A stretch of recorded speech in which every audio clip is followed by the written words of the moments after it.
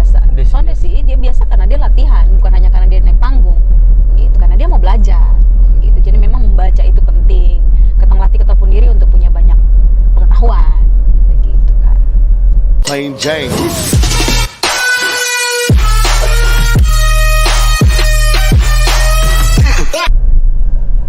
Selamat pagi Kak Selamat Vivi. pagi Kak Jo. Aduh, senang ini hari Kak Vivi bisa ikut pesiar oto yang keto. Asik, beta yang senang bisa diajak jalan-jalan. Selama jalan-jalan naik oto. Kemana kabar Kakak? Puji Tuhan baik Kak. Siap. Keluarga Keluarga sehat, beres. sehat, suami sehat, Kakak anak Berla. sehat. Siap. Aduh. Sekarang kesibukannya apa Kakak? Sekarang kesibukan yang paling sibuk itu jadi ibu rumah tangga. Itu paling sibuk sekali. Kemudian kesibukan yang kedua sekarang jadi tutor di public speaking class, tentunya di Vivi Public Speaking Class karena saya sendiri tutornya.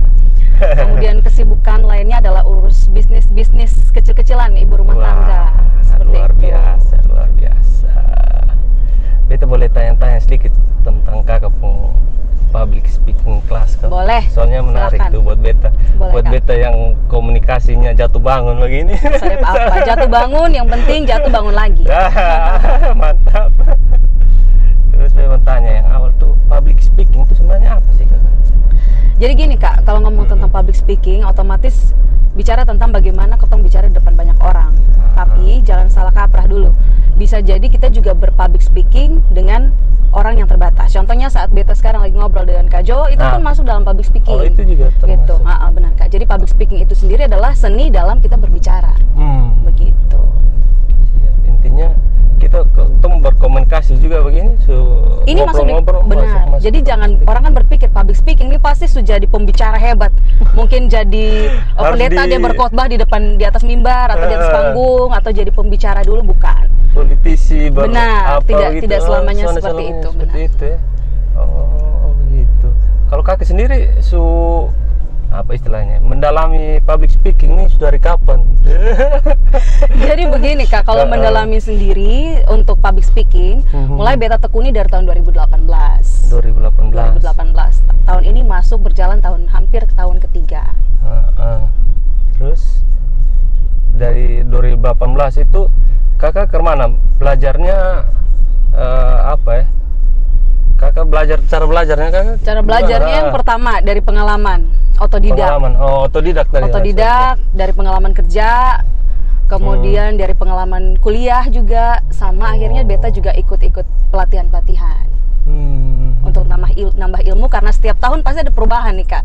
Jadi upgrade setiap tahun itu beta wajib untuk ikut pelatihan supaya beta tahu apa yang lagi update untuk tahun ini. Oh, itu penting sekali ya. Itu dalam sangat suatu penting, benar. Public speaking. Terus beta lihat-lihat Kakak nih mengajar public speaking di mana-mana gitu, dari seperti di apa? Kemarin beta sempat lihat di LP Anak. Ya, LP Anak. Kemudian ada beberapa, itu mitra, itu beta sebut dengan mitra. Oh. Itu mitra, jadi itu tidak ada tindakan-tindakan berbayar di situ, tapi kita bermitra dengan mereka. Jadi beta jadi volunteer di situ untuk mengajarkan tentang public speaking untuk anak-anak di LP Anak. Itu siapa yang minta, dari pihak LP Anak? Kalau itu MOU-nya sama pihak dari LPKA sama PKBI NTT. Itu jadi itu tidak berbayar ya? Tidak, sebenarnya? itu bermitra. Pasti Kakak punya misi. Oh benar sekali. Karena kalau beta Kak Jo, beta tuh selalu menaruh perhatian khusus buat anak sama remaja dan anak tuh buat beta adalah tokoh yang memang benar-benar harus ketong gandeng. Karena dari situlah semua lahir. Terlebih kalau kayak teman-teman adik-adik di LPKA itu kan mereka punya keterbatasan ruang dalam belajar, kemudian keterbatasan dalam bersosialisasi setelah mereka keluar. Nah, disitulah ketong harus menggandeng dong supaya membangun dong rasa kepercayaan diri. Setelah dong keluar, dong tahu dong harus seperti apa, harus bagaimana, gitu. Oh, begitu. Jadi apa sih ini apa? Suka dukanya mengajar di dalam LP Anak? Suka duka. Sejauh ini beta mengajar sudah ada dukanya sih, sepertinya suka. Kalau yang pasti rasa capek ada, misalnya dari sini harus habis ngajar di sini, beta harus cepet-cepet ke sini. Biasanya tuh dulu di tahun 2018 satu hari bisa sampai 3 kelas. Itu dari LPKA, kemudian ada mitra juga kerjasama sama beberapa lembaga untuk anak, kemudian harus private. Mungkin susahnya di itu, apalagi saya kan notabene ibu rumah tangga nih, harus jemput anak dulu, antar anak dulu, terus ngajar. Paling susahnya seperti itu dibagi waktu sih. Tapi kalau untuk proses mengajarnya sendiri tidak ada. Karena mungkin kan kalau teman-teman berpikir gini Kak Jo, kalau mengajar di LP itu artinya anak-anak pasti bandel. Nah iya itu tadi. Awalnya beta juga takut, aduh ini beta gini kemana nih, kriminal gitu, pikirnya seperti itu. Tapi ternyata saat pergi hari pertama itu beda jauh dengan apa yang sudah beta bayangkan. Rupanya ini anak-anak adalah anak-anak yang rindu dan haus untuk diperhatikan. Mereka mau belajar gitu. Mau belajar, dan jangan salah, rata-rata anak-anak di sana itu anak-anak yang pintar. Oh iya? Anak-anak yang pintar, hanya memang saking pintarnya mereka itu tidak tahu jalannya yang benar seperti apa, kurang diarahkan seperti itu Kak Jo. Jadi mereka memang butuh orang yang mau mendengarkan isi hatinya mereka. Kan kadang mereka masuk ke situ dengan berbagai macam latar belakang Kak. Terus tidak ada keluarga yang jenguk karena udah merasa mereka ini sudah nakal, dong soalnya pilihan. Itu ada keluarga. Ada yang soalnya dijenguk karena ada itu yang dari luar kota Kupang gitu kan. Kalau yang di dalam kota Kupang sih ada yang keluarga bisa gampang untuk menjangkau. Jadi itu anak-anak seperti ini kita harus dengar. Kenapa sih lu masuk datang sini? Iso nih kakak, soalnya beta bikin ini nah, dong salah nah begini kan ada nomor curahan hati kan ada Kak seperti itu. Jadi itu kakak maksudnya melatih dorong dengan ajak ngobrol gitu. Ajak ngobrol dulu soalnya kalau misalnya beta harus masuk dengan teori itu sangat berat. Kakak datang bikin apa? Datang bawa terlalu banyak. Jadi ya bangun harus seperti itu, sesuaikan usia mereka. Kita bangun guyonan dulu, baru kemudian praktek. Nanti kalau misalnya bosong keluar dari sini, bosong yang bisa gunting rambut nih, kira-kira kalau kerja di tempat gunting rambut mau sonde? Mau Kak? Ma ada yang mau kasih kerja ketong ke sonde? Gampang itu. Yang penting bosong latihan dulu. Jadi biasanya ketemu praktek dengan mereka tuh seperti berpura-pura ini nanti ada yang jadi orang mau ke salon, mau gunting rambut, nanti lu layani waktu selamat datang seperti apa lu omong. Jadi ketemu praktek dengan cara-cara sederhana Kak. Oh gitu ya. Jadi kalau kita mau belajar soal public speaking, cara berkomunikasi yang baik tuh, menurut Kak Vivi itu baiknya sejak usia dini atau ketongnya umur begini juga masih bisa dipoles? Mungkin gitu. Lebih ke kapan tepatnya kita mulai public speaking. Sebenarnya tidak ada indikator tersendiri Kak untuk kapan mulainya. Karena public speaking ini kebutuhan segala usia dan segala macam profesi dan pekerjaan. Jadi saya selalu bilang apapun profesi dan keahlian Anda, saya bukan bilang profesi aja Kak, keahlian juga. Artinya mungkin fotografer kah, atau dia ojol kah, atau mungkin jualan di pasar, kamu harus punya kemampuan public speaking. Karena public speaking ini adalah kemampuan dari seseorang untuk membangun komunikasi dengan orang lain. Karena kan kita tahu Kak, kita komunikasi itu bukan hanya komunikasi lewat kata-kata, tapi juga gerakan. Gitu. Jadi komunikasi verbal, non verbal. Jadi tidak ada indikator tertentu untuk mulai berpublic speaking. Tapi ketika kamu percaya bahwa kamu akan mulai berkomunikasi dengan orang lain, ya kamu juga harus mulai melatih diri untuk berpublic speaking. Begitu. Jadi ada patokan kayak bagusnya mulai dari umur berapa? Ada sih Kak. Kapan saja lu mau? Yang penting sudah mulai bisa berbicara. Silakan, welcome. Di tempatnya beta dari anak usia 6 tahun malahan. Itu sudah mulai 6 tahun. Jadi biasanya kelas 1 SD, ada kan yang baru usia 6 tahun. Iya. Rata-rata 6 tahun sudah mulai. Bahkan ada yang minta sebelum 6 tahun, nanya masih kerepotan nih. Masih repot kan, ada sebelum 6 tahun, waduh anak saya saja saya masih pusing. Seperti itu. Yang ikut di VB Public Speaking Class itu range umurnya dari? Range umurnya, oke. Untuk range umurnya itu dari usia 6 tahun. 6 tahun sampai tak terhingga. Jadi sebenarnya beta pernah kasih batasan di umur 35. Tapi suatu ketika ada yang sudah berusia di 42, dia punya kebutuhan. Jadi ya lebih fleksibel saja, kita melihat kebutuhan mereka seperti apa. Gitu. Tapi dari 6 tahun, minimal kelas 1 SD itu kan sudah mulai bisa berbicara yang lancar kan Kak. Itu sudah mulai saya terima. Mulai terima.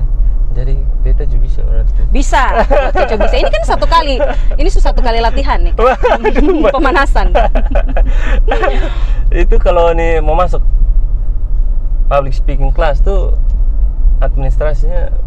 Nah itu dia, itu bermacam-macam Kak, sesuai dengan kebutuhan, kelas, range usia. Jadi dia tidak, orang bilang soalnya pukul rata. Begitu, tapi range-nya mulai dari 400.000 sampai dengan yang di atas. 400.000 Ibu itu untuk anak. berapa kali Untuk kelas anak pertemuan? Itu 4 kali pertemuan. Oh, 4 kali pertemuan. Terus ada yang tanya, kenapa sih buat anak murah? Karena itu tadi, kembali, dedikasi beta buat anak dan remaja itu beda. Sehingga harga itu bukan patokan. Yang penting orang tua menyediakan waktu untuk mengantar anaknya dulu. Gitu. Jadi itu hanya untuk administrasi. Karena untuk anak-anak kecil tuh dia punya tingkatan kesulitannya lebih tinggi, Kak. Oh, sebenarnya anak kecil lebih tinggi. Lebih sulit, Kak, soalnya kan mut-mutan. Ada anak kecil yang datang dengan penuh sukacita, ada yang datang dengan malas-malasan karena orang tuanya yang suruh. Gitu. Jadi memang untuk anak kecil tingkat kesulitannya lebih tinggi. Anggotanya sampai saat ini, maksudnya pesertanya sampai saat ini berapa kira-kira? Betul, lupa data ya, ada berapa ya. Jadi setiap bulan itu selalu ada perubahan, Kak. Karena gini, ada orang yang ikutnya cuma sebulan, terus ada juga yang berkelanjutan gitu. Tapi standarnya untuk dapat sertifikat harus 3 bulan. Oh, ada sertifikat? Iya, dapat sertifikat. Itu setelah berapa? Itu 3 bulan minimal untuk dapat sertifikat. Kalau misalnya cuma sebulan, mereka hanya akan dikasih penghargaan untuk berpartisipasi aja. Karena kan ada yang mau lamar kerja, mereka butuh basic public speaking. Jadi harus ada sertifikatnya gitu. Oh, melamar kerja sekarang juga? Butuh, Kak. Jadi yang banyak datang ke saya itu rata-rata teman-teman yang mau melamar di bank, di koperasi pun mereka butuh untuk sertifikat public speaking. Punya kemampuan public speaking dasar. Baru tahu sekarang. Saya juga kaget, Kak. Itu di tahun 2021 ini baru mulai ada. Entah mungkin 2020 ada, saya kurang tahu. Tapi saya dapat member yang seperti itu di tahun 2021. Dari Januari sama Desember 2020. Itu ada yang begitu. Padahal dulu zamannya Ketongsan ada begitu ya, Kak. Berarti sekarang orang mulai tahu bahwa public speaking itu penting. Komunikasi itu pentingnya. Benar. Ini sekarang bertanya agak teknis. Oke, boleh. Nah, kemana caranya supaya kotong kayak berbicara di depan umum itu kayak menarik buat orang dengar gitu, Kak? Kotong pembicaraan nih orang tertarik untuk dengar. Oke, bagaimana kita berbicara dengan menarik? Jadi kalau menarik saja, menurut beta sudah cukup, Kak. Jadi kalau dalam public speaking, beta selalu bilang saat kita mau berbicara, dia harus kritis, logis, dan juga sistematis. Artinya, walaupun hanya menarik, kalaupun kita hanya melucu, tapi melucunya sudah garing gitu. Kalaupun beta, misalnya beta jadi pelawak atau beta jadi stand up comedy, beta ngomong buat lelucon yang lucu tapi soalnya garing. Kak pernah soalnya sih nonton orang terus dia melucu setengah mati terus Kak hanya ini maksudnya son lucu. Nah seperti itu. Jadi bagaimana untuk kita mengemas pembicaraannya kita itu dia kritis, logis, dan sistematis. Ya caranya gampang, Kak. Caranya adalah latihan dan terus latihan. Contohnya seperti Kak Jo sekarang.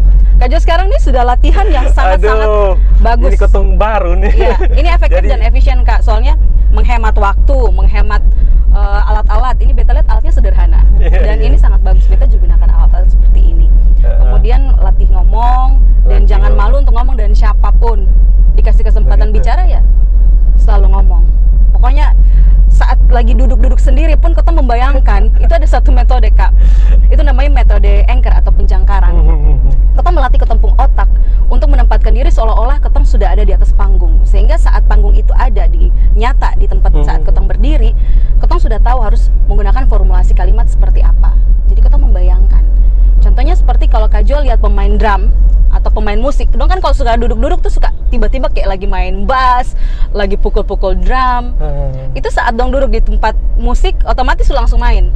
Karena dong sudah membayangkan, oh beta akan main kunci ini. Sama dengan saat ketong melatih public speaking. Untuk melatih public speaking yang menarik ya ketong mulai dari ketong pemikiran sendiri, otak sendiri gitu. Oh, jadi otak tuh itu paling penting, Kak. Mindset itu yang paling penting. Mengatur cara apa? Berbicara juga, intonasinya juga. Intonasi ada itu, ada intonasi, ada pelafalan, ada yang namanya red pauses. Itu akan kita ajarkan kalau dalam public speaking dan itu sangat penting. Ada gap juga, contohnya Kak, kalau misal ngomong sama orang dia kebanyakan jadi yes, itu maksudnya bagian dari gap. Jadi ketemu ngomong akhirnya saling menarik, baru mau buka pembicaraan. Jadi selamat pagi Bapak Mama, Saudara sekalian. Beta hari ini dikasih kepercayaan. Nah itu kan sudah enak. Walaupun menurut sebagian orang, wih keren dia ngomongnya bagus. Tapi kalau dari segi keilmuan kurang praktis gitu. Jadi dirangkumnya kurang menarik seperti itu. Oh begitu. Jadi percaya diri itu sangat penting, Kak. Itu yang paling utama, Kak. Percaya diri dulu. Kalau sudah percaya diri,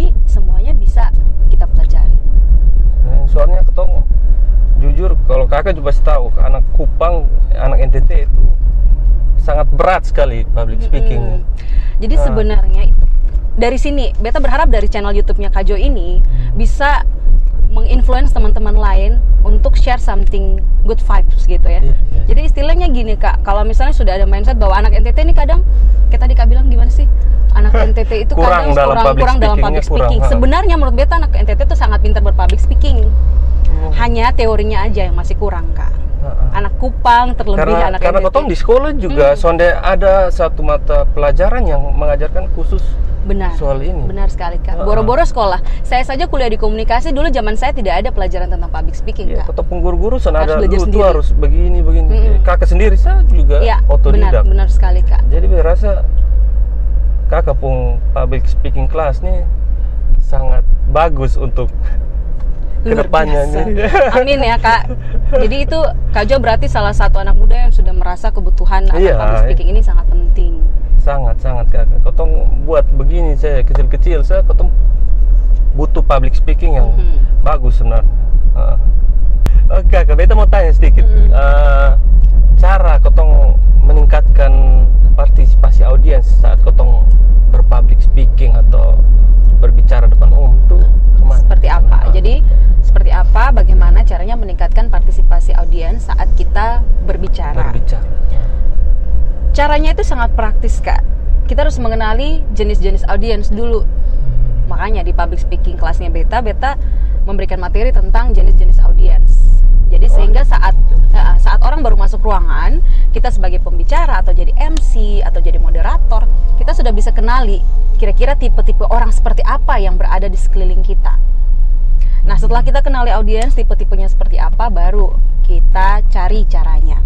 Nah, contoh paling kecil nih Kak, misalnya ada tipe audiens itu yang pemalu. Bagaimana nih? Kan orang Kupang tuh kadang gini Kak, kalau misalnya kakak ke pesta, MC-nya tuh tanya, halo Papa Mama semua, apa kabar? Terus tiba-tiba dong datar, no flat, dong diam-diam, dong cool.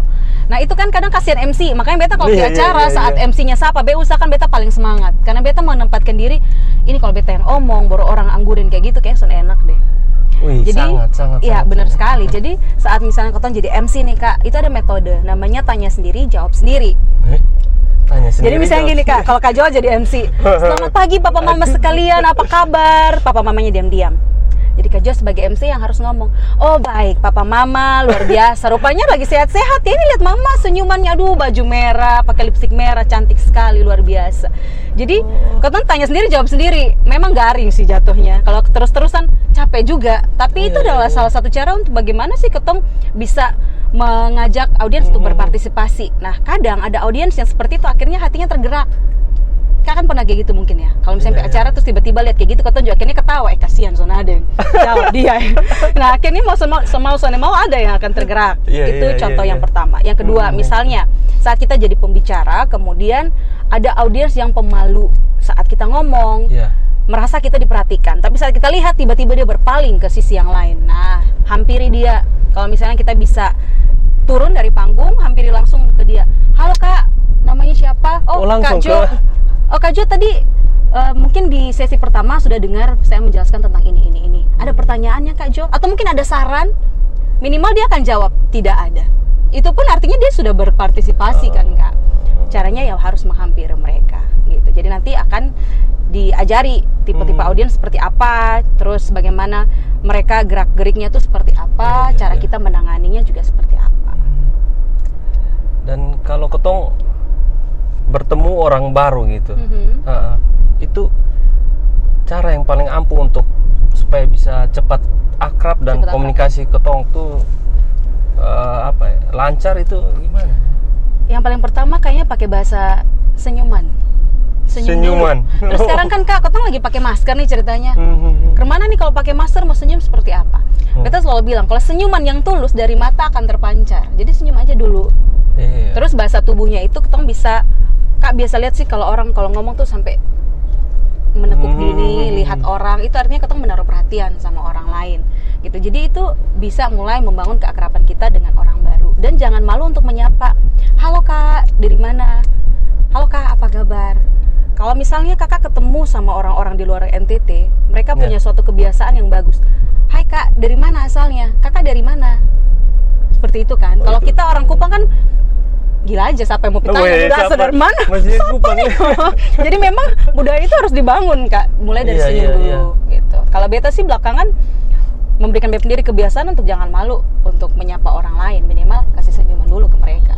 Jadi intinya tuh jangan malu dan percaya diri. Iya, benar sekali. Karena percaya diri ini semua orang punya kak Jo. Semua orang sebenarnya punya. Semua punya. Tapi ada yang percaya dirinya masih tidur, harus dibangunkan. Ada percaya dirinya tidak ditingkatkan, jadi dia stuck di tempat. Itu dia. Itu gunanya kita harus bersosialisasi, apakah secara langsung ataukah melalui media. Contohnya yang paling praktis, media sosial. Gitu. Media sosial juga sebenarnya kalau digunakan dengan baik bisa jadi sarana untuk ketemu belajar. Malahan meningkatkan itu sebenarnya media utama sekarang kak. Oh iya? Kalau zaman dulu kan kalau kita mau berkomunikasi dan orang kita harus lewat koran, mahal kan. Nah sekarang ini cuman pakai modal kuota. Ini Kak Jo sudah bangun komunikasi dengan berapa banyak subscriber nih, ya kan? Yang nonton acara ini. Atau misalnya Kak dari story Instagram, dari story WhatsApp pun bisa, story Facebook itu bisa sekali. Ternyata dari hal-hal kecil seperti itu, Kotong sudah harus belajar untuk berkomunikasi dan benar sekali Kak. Baik.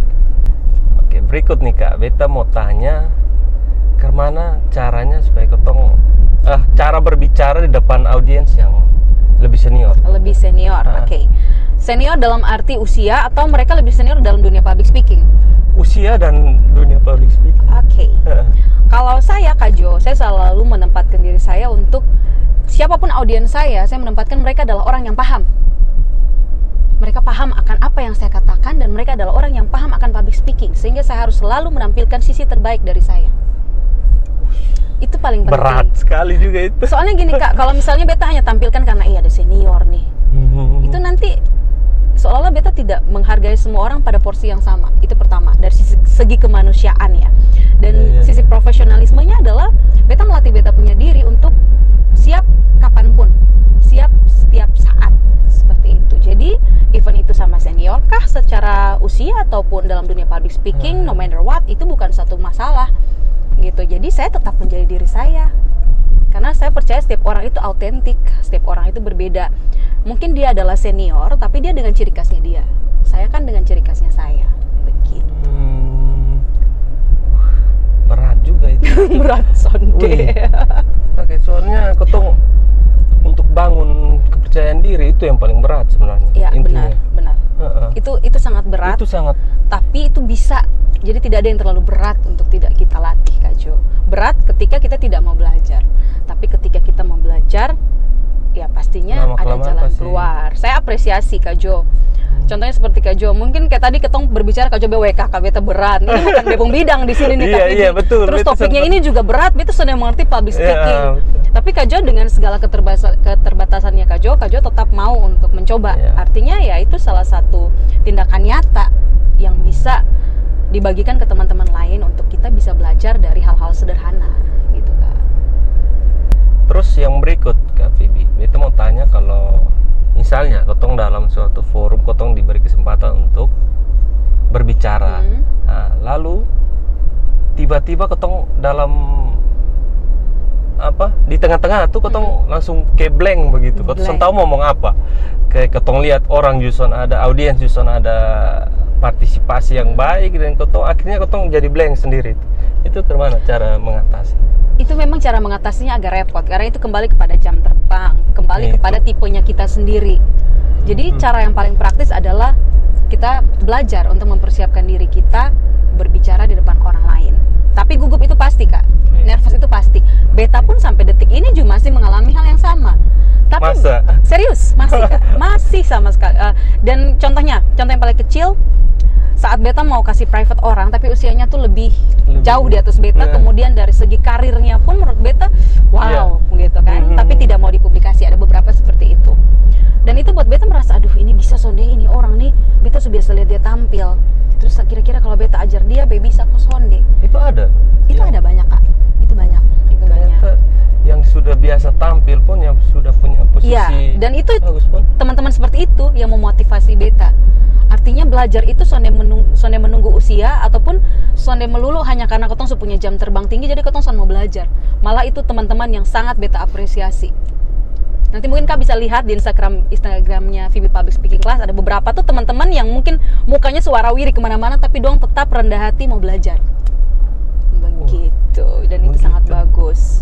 Beta punya pengalaman Kak, ajar itu teman-teman yang mau ikut kompetisi untuk putra-putri daerah sampai dengan taraf nasional dan internasional. Iya. Nah itu dong selalu tanya, Kak, biasanya nih pertanyaan saat ketong ambil tarik lotre nih, takut justru tanya tuh yang ketong sonto jawab. Itu kira-kira ke mana? Jadi Be bilang intinya yang pertama konsentrasi dulu. Konsentrasi paling penting, walaupun ketong akan blank nantinya. Dengarkan dulu pertanyaannya nih apa. Karena kalau pertanyaan yang baik, yang benar, biasanya ada satu kata kunci dari pertanyaan yang diberikan, Kak. Dari kata kunci itu ketong harus mengembangbiakannya. Karena kalau sonde ya memang akan benar-benar blank. Kalaupun itu yang pertama, kalaupun blank, ketong bisa gunakan kata-kata tadi dari pertanyaan, salah satu kata untuk jadi kata kunci. Yang kedua, ketong harus pandai di atas panggung dengan cara atur senyuman, tarik nafas, terus perhatikan audiens dulu. Itu penting. Jadi bagaimana ketong meminimalisir dulu rasa gugup. Ketong butuh tenangkan ketong sendiri di panggung. Karena sonde mungkin ketong turun dengan hanya diam. Iya, Pak. Jadi otomatis tetap cari audiens yang mau ketong minta dukungannya, itu penting. Makanya saat naik di atas panggung, Kak, ketong orang bilang, sapukan pandangan Anda ke sekeliling, pilih audiens-audiens tertentu yang menurut Anda akan mendukung Anda di atas panggung. Itu seperti itu. Jadi kalau misalnya Kak Jo naik di panggung nih, panggungnya kan datar gini, persegi panjang. Itu ada 3 sisi audiensnya. Saat naik panggung, Kak Jo tuh lihat memang sisi kiri audiens mana nih yang bisa dukung beta, sisi depan mana, kanan mana. Wah, tapi cari audiens yang ketong belum kenal. Karena kalau orang yang sudah kenal kan otomatis dong pasti dukung ketong kurang lebih. Tapi kalau audiens yang belum ketong kenal kan mungkin dong belum tahu ketong siapa, ketong juga belum tahu dong siapa. Tapi dengan senyuman tadi ketong catch audiens, ketong bisa menangkap hati audiens.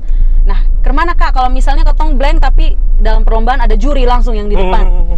Nah, selain juri itu kan biasa ada tim-tim inti di belakang tuh, ada kameramen kah apakah? Pilih saja mereka. Tapi kalaupun ketong harus menjaga kontak dengan juri, tidak jadi masalah. Berarti harus gunakan tadi cara, harus tenangkan diri dulu, kemudian tarik napas, kasih senyuman terbaik. Dari awal naik panggung pun harus senyum. Karena percaya Kak, mood ketong akan terbangun ketika ketong tersenyum. Jadi kalau dari awal senyum, otomatis saat menjawab pertanyaan pun jadi lebih terarah dan rasa gugup itu bisa terkendalikan. Karena biasa kalau ketong gugup, kadang lutut kita kucu lemas, jantung dok gitu. Belum lagi misalnya ketong akan rasa keringat, hidung ini pasti akan titik-titik keringat pasti. Nah itu kemana? Mau senyum juga kalau misalnya dari belakang panggung atau dari belakang ruangan ketong belum senyum Kak pernah rasa soalnya sih di kampung sini rasa bakotak langsung, orang bilang rahang dong tuh subak kotak. Nah memang Kak harus senyum memang supaya Kak ada moodnya tuh terbangun. Kalau misalnya Kak baru di atas panggung baru mau keteku senyum itu kaku, itu segugup duluan. Jadi harus senyum duluan dari belakang panggung. Setelah itu di atas panggung baru mulai cari audiens, catch audiens yang akan support ketong. Setelah itu kalaupun masih blank harus tenang. Kalaupun lupa pertanyaannya apa boleh tanyakan lagi. Seperti itu Kak. Jadi meskipun ketong soalnya menguasai, maksudnya ketong tiba-tiba nih dapat pertanyaan yang ketong ini soalnya pernah tahu sebelumnya ini pertanyaan ini ketong harus jawab apa itu intinya tuh ketong harus mendengar pertanyaannya dulu baik-baik. Terus kalau pertanyaannya memang berbobot, biasanya ada satu kata yang bisa ketong gunakan jadi kata kunci. Gitu. Dan kasih jawaban yang tugasnya ketong mengembangkan. Iya, mengembangkan itu dan berikan jawaban yang menurut ketong relevan. Artinya kan pasti ketong juga punya kemampuan kan untuk bisa mengetahui apakah ini pertanyaannya relevan tidak dengan jawaban yang akan saya berikan gitu. Jadi memang dikembalikan lagi kepada kebiasaan kita melakukan latihan.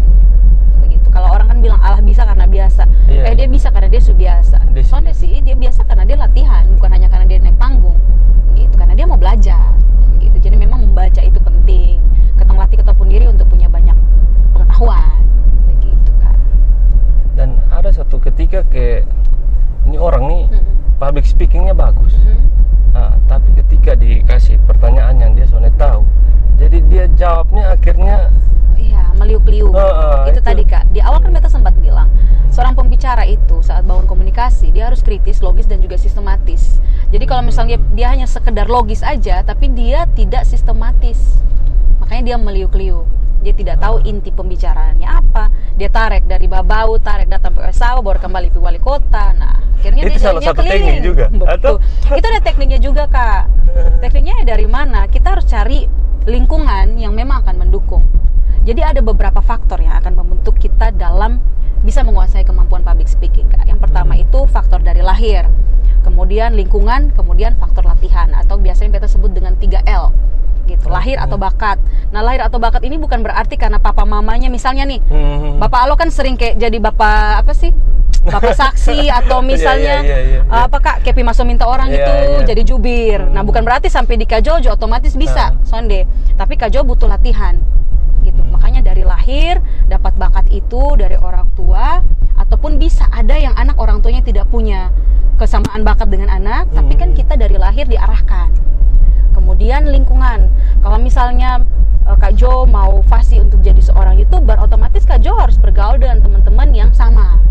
Kurang lebih seperti itu. Saya pun sama, kalau saya mau jadi seorang public speaker, ya saya harus bergaul sama orang-orang yang punya speakingnya bagus. Selanjutnya adalah latihan. Latihan adalah bagaimana setiap hari saya warawiri ngomong sendiri di depan cermin.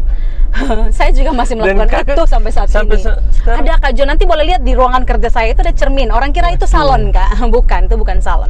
Itu tempat untuk saya lihat muka saya ngomong, angle bagusnya seperti apa.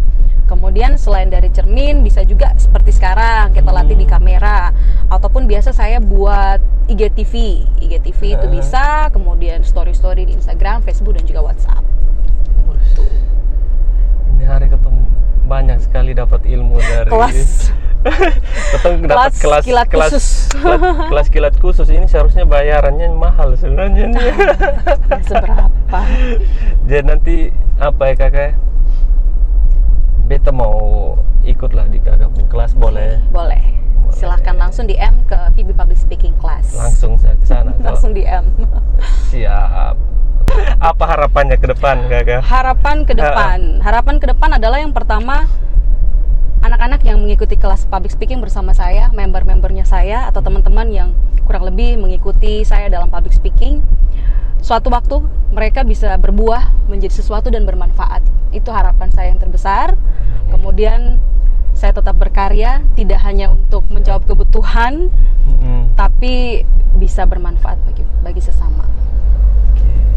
Sangat mulia sekali. Haleluya. Seperti itu. Oke, makasih Kakak. Sama-sama Kak Jo, terima waktunya, kasih. Saya sudah diajak jalan-jalan Pasiar Oto. Terima kasih waktunya dan ilmu yang Kakak sebagi buat ketemu. Sama-sama Kak. Hari ini jangan bosan-bosan ya Kakak. Oke. Untuk pastinya jangan bosan.